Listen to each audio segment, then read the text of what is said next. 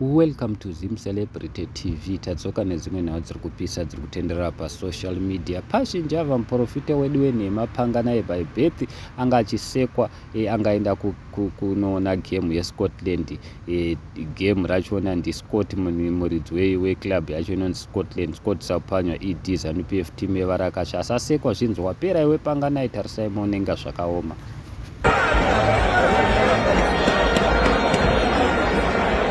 Thank you very much for staying with us. Welcome back for the second half.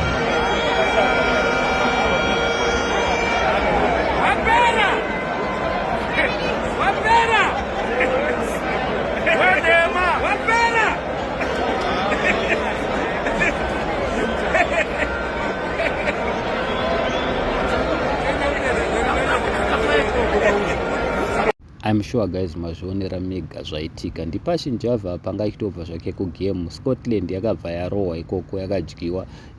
Scotland team yaScott Sapwanya, team yeZANU-PF ED, team yevarakashi. Pashinjava akambonetsa zvisingaiti, akamboita mbiri pasocial media. Mbiri dzaaiva ainadzo dzimwe dzadziri dzematangs enhema achitaura nechishona, vanhu vakamuseka vakamunyomba. Asi zvinhu things are not looking good for Pashinjava Panga naye muprofita wedu wenhema because akasiyiwa nemukadzi atiza achimutizira kuti ari kurohwa kusim 2 nemumwe murume, akazoenda kunana Cape Town last year akanodhiraivha mauber. So nyaya iripo ndeyekuti zvinhu hazvisi kumufambira muprofita wedu wenhema. Saka don't be surprised kana muchinzwa vanhu vachiti wapera mustadium. Vari kutotaura chokwadi, mukomana apera kuti zvekutamba. The guy deserve it. Akambonetsa mukomana yeyu achifamba aine mapurisa muZimbabwe achifamba achikanda mari. The guy is nowhere to be found. Nyaya yekuti apera mukomana. So ndonyanga tatiti kuigreat ngokuratidzai mavideos anenge achitenderera pasocial media muZimbabwe.